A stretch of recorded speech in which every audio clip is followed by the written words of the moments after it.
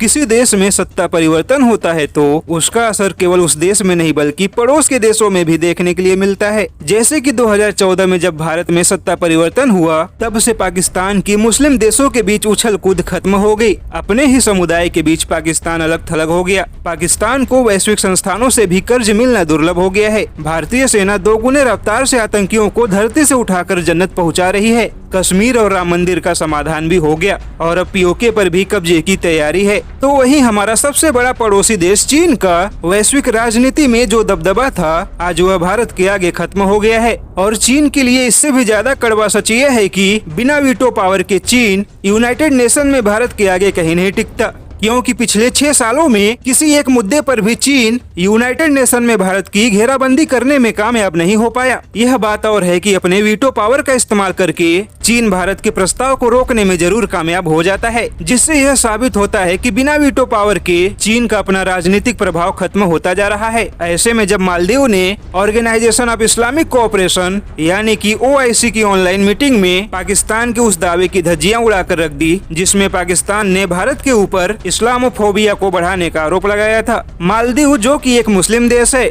इसके बावजूद उसने भारत के समर्थन में जो जवाब दिया है, उसने चीन और तुर्की को भारत के बढ़ते प्रभाव के बारे में सोचने पर मजबूर कर दिया है। मालदीव ने कहा कि 20 करोड़ से ज्यादा मुसलमान भारत में पूरे विश्वास के साथ रहते हैं। वहीं तमाम ताकतवर मुस्लिम देशों ने PM नरेंद्र मोदी को अपने देश का सर्वोच्च सम्मान दे चुके हैं। ऐसे में पाकिस्तान को भारत के खिलाफ मुस्लिमों को भड़काने का काम बंद कर देना चाहिए। जिसके बाद चीन की सरकारी अखबार ग्लोबल टाइम्स ने हैरानी जताते हुए लिखा है कि भारत का मुस्लिम देशों में बढ़ता समर्थन कल्पना से परे है और भारत भविष्य में अपनी इस राजनीतिक हैसियत का इस्तेमाल चीन के खिलाफ जरूर करेगा। वहीं तुर्की की सरकारी न्यूज वेबसाइट dailysabah.com ने भारत के बढ़ते राजनीतिक प्रभाव से मुस्लिम देशों को सावधान रहने की चेतावनी दी है। वैसे भी अब तुर्की के बातों का महत्व खत्म हो चुका है, क्योंकि तुर्की उस धोबी के कुत्ते की तरह है जो ना तो घर का है और ना ही घाट का। यानी कि तुर्की अब ना तो नाटो में कोई हैसियत रखता है और ना ही इस्लामिक देशों के संगठन में। ऐसे में तुर्की भारत के खिलाफ अपनी खींच निकालने से ज्यादा कुछ नहीं कर सकता।